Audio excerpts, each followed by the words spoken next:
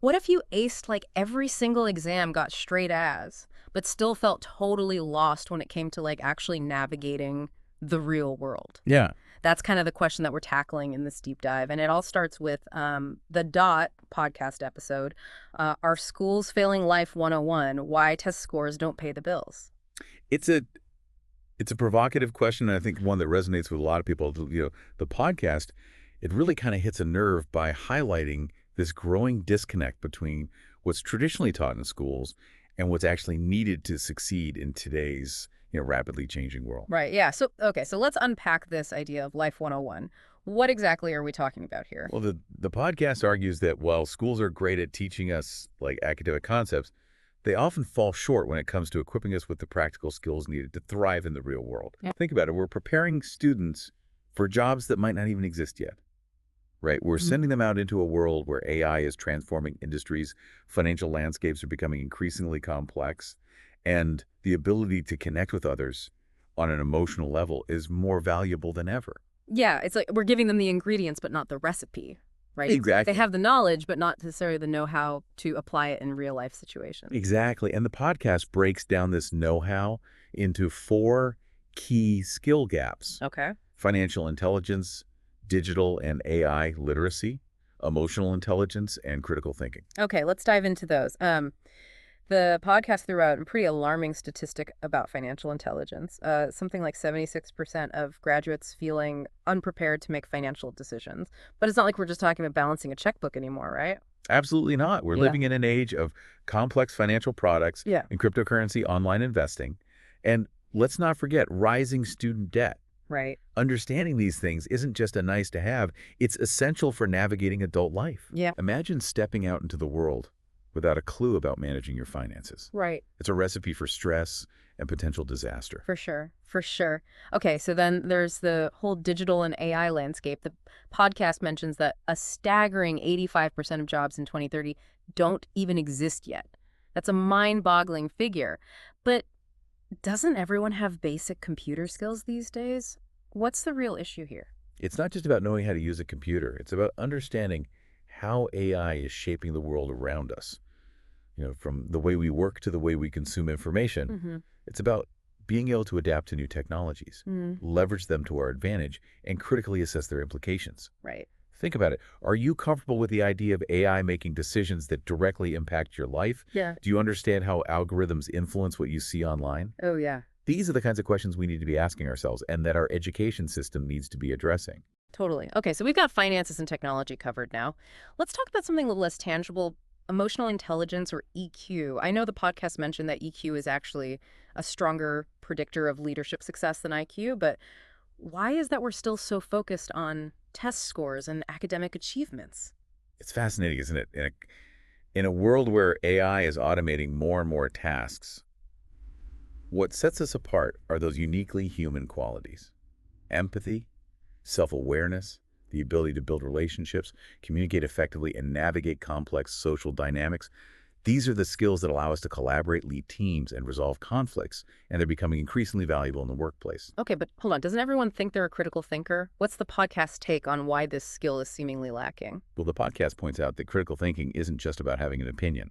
It's about being able to analyze information, objectively identify biases, separate fact from fiction, and construct well-reasoned arguments. Right. It's about being able to see the world from multiple perspectives and make sound judgments based on evidence rather than emotion. Yep. And that's something that needs to be cultivated from a young age. It's not something that just magically appears when you graduate.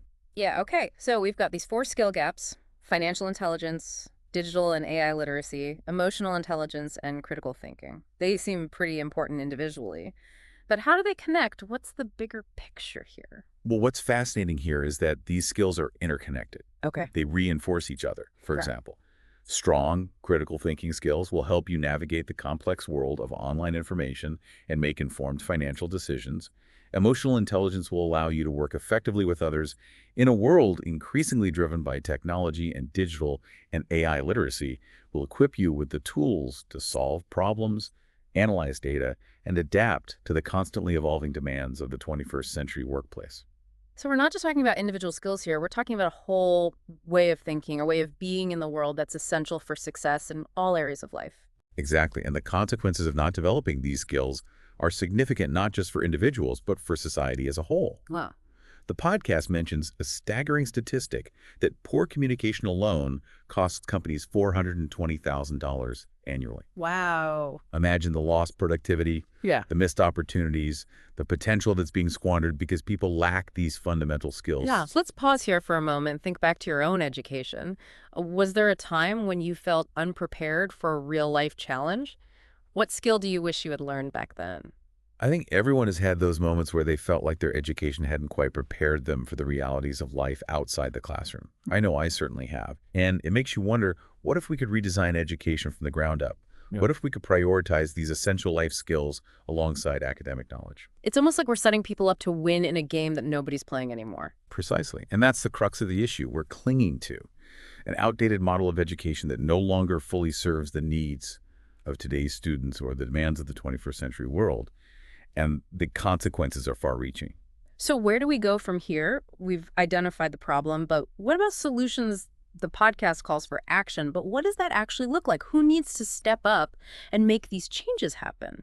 That's the million-dollar question, isn't it? Yeah. And it's one we'll explore in more depth in the next part of our deep dive. But I think it's important to remember that we all have a role to play here, whether it's advocating for change within our own communities, seeking out learning opportunities for ourselves, or simply starting conversations about the skills we need to thrive in this rapidly changing world. Okay, so we've established there's like a real problem here. Yeah. These life 101 skills are falling through the cracks and it's costing us all, but what can we actually do about it? Right. Where do we even begin to tackle such a massive issue? It can feel overwhelming, absolutely.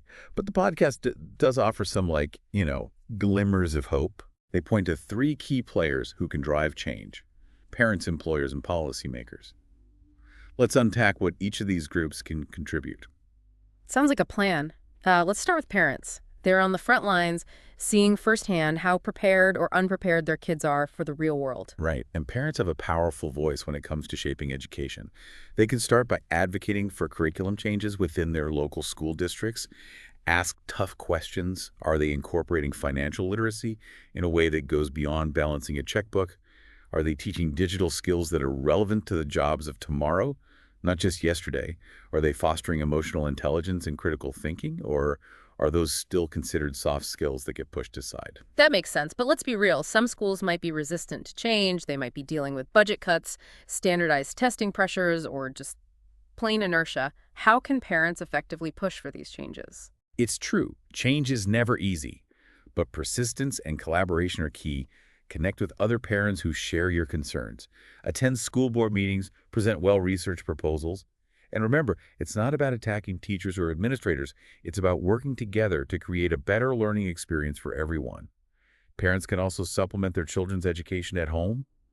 There's so many fantastic resources available online, from Khan Academy to coding boot camps to online courses on emotional intelligence. You can turn family time into learning time, making it fun and engaging. Right. Okay, so the parents have a crucial role to play, but what about employers? What's their stake in all of this? Employers are increasingly feeling the pain of these skill gaps. They're the ones struggling to find qualified candidates who possess not just technical expertise, but also those essential life 101 skills. It's in their best interest to get involved. Yeah, so how can they make a difference? There are a few things employers can do. They can partner with educational institutions to develop curricula that are aligned with the needs of the 21st century workforce, offer apprenticeships and internships that provide real-world experience and mentorship, provide on-the-job training programs that focus on developing those essential life skills. It's a win-win situation. Employers get a workforce that's better equipped to succeed, and employees gain valuable skills that make them more marketable and fulfilled in their careers. It sounds like we need a real paradigm shift here, not just tweaking around the edges, but a fundamental rethinking of how we approach education both inside and outside the classroom. You're absolutely right. It's not enough to just tack on a few extra classes or workshops. Hmm. We need to weave these life skills into the very fabric of education, making them an integral part of the learning process from kindergarten to college and beyond. Okay, so we've got parents pushing for change from the bottom up and employers pulling for it from the top down. But what about the people in the middle, the policymakers? What's their role in all of this? Policymakers have a tremendous responsibility to create an environment that supports this kind of educational transformation. They need to prioritize funding for programs that promote these essential skills. They need to update curricula to reflect the changing needs of the 21st century. They need to incentivize innovation in education and encourage collaboration between schools, businesses, and community organizations. I'm sensing a theme here. It sounds like everyone needs to be involved, working together towards a common goal. Exactly. It's a Yes. collective effort. We can't afford to sit back and wait for someone else to fix the problem. We all need to step up and be part of the solution. Right. All right, so we've got a roadmap for action parents, advocating, employers, partnering, and policymakers supporting.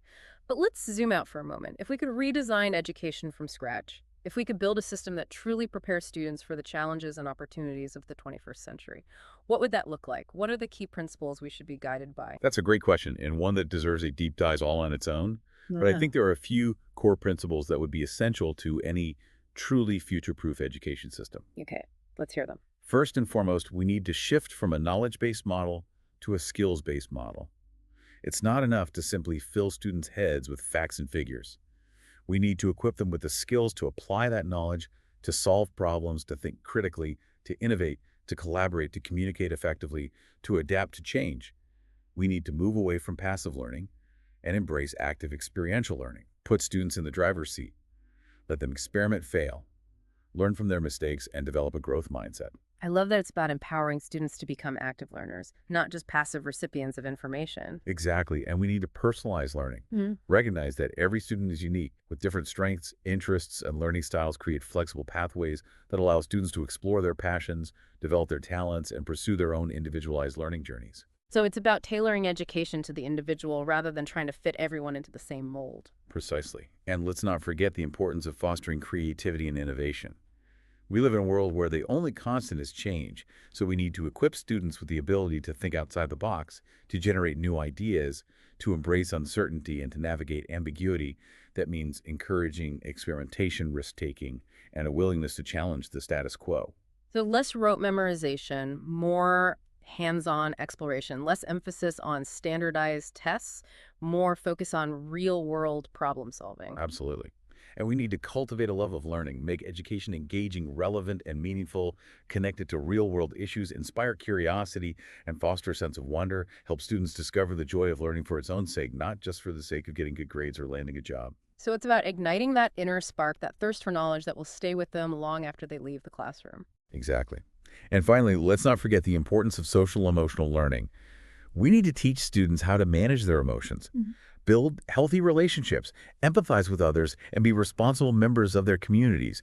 These are the skills that will help them navigate the complexities of life and build a better world for themselves and future generations. It sounds like we're talking about a pretty radical transformation here. It is radical. In a Yeah. way, it's about reimagining education, not just as a means to an end, but as a journey of self-discovery, a process of lifelong learning, and a foundation for building a more just equitable and sustainable future. I think that's a powerful vision to hold on to. So we've talked about the solutions, and even dared to dream a little about what a truly 21st century education system could look like. But what about the listener? Where does the individual fit into all of this? That's a great question, and one we'll explore in more depth in the final part of our deep dive. Okay, so we've covered like a lot of ground in this deep dive, from the specific skill gaps to the systemic changes that need to happen. But I think it's easy to feel overwhelmed by like the enormity of the challenge, you know? Right. So let's bring it back to the individual. What can our listener who maybe is like years out of school do to address these gaps in their own lives? That's the beauty of it. Even if the system isn't perfect, you have the power to take ownership of your own learning journey. And it starts with a little self-reflection. Oh. Think about those moments when you felt unprepared, whether it's a financial decision, a tech issue, a difficult conversation, or a complex problem that needed solving. What skills do you wish you had in those moments? Okay, so let's say I identify a few key areas where I feel like I'm lacking. Where do I go from there? Are we talking about like going back to school, getting another degree? Not necessarily. The beauty of the digital age is that learning is more accessible than ever. There are countless resources available, from online courses and workshops to podcasts and books. Right. You can learn coding, financial planning, communication strategies, critical thinking, you name it. Many of these resources are free or very affordable. I love that idea, a personalized learning plan. But let's be honest, it's easy to get lost in the sea of information. Yeah. How do you recommend navigating all of that and finding what's truly valuable? Start by setting clear goals. What specific skills do you want to develop? Why are those skills important to you once you have a clear objective? It's easier to filter through the noise and find resources that are aligned with your needs. Don't be afraid to experiment, try different approaches, and find what works best for you. And remember, learning is a journey, not a destination. It's about continuous growth and development. And it's not just about formal learning either, right? Absolutely. Seek out mentors. Right. Connect with people in your field. Attend industry events. Volunteer for projects that challenge you. Life itself is a classroom. Pay attention. Ask questions. Be curious and never stop learning. Yeah, as we're talking, I'm struck by something the podcast mentioned, that image of students acing every test but still feeling lost when it comes to real life skills. It's almost like we're giving them a toolbox full of amazing tools, but no instructions on how to actually use them. That's a brilliant analogy, and it highlights the importance of not just acquiring knowledge, but understanding how to apply it, how to think critically, how to solve problems, how to adapt to new situations. Those are the meta skills, the ones that will make all the difference in a world that's constantly changing. Yeah, it's like we need to shift our focus from memorizing the answers to learning how to ask the right questions. Exactly. And that requires a different kind of teaching, a different kind of learning environment, and a different kind of mindset. It's about fostering curiosity, creativity, collaboration, and a willingness to embrace the unknown. It's about being a lifelong learner, someone who's not afraid to dive into new subjects, ask tough questions, and carve their own path. That's true empowerment. Couldn't have said it better myself. And remember, learning isn't just about career success. It's about personal fulfillment, about being an engaged citizen, about navigating the complexities of the world around us. So true. Well, I think we've given our listener plenty to chew on today. We've explored the gaps, the consequences, the potential solutions, but the real work begins. Now it's up to each of us to take these insights and turn them into action. It's been a pleasure diving deep into this with you. And to our listener, keep those questions coming, keep challenging the status quo, and keep learning. That's a wrap on this episode of The Deep Dive. Until next time, keep exploring, keep questioning, and keep diving deep.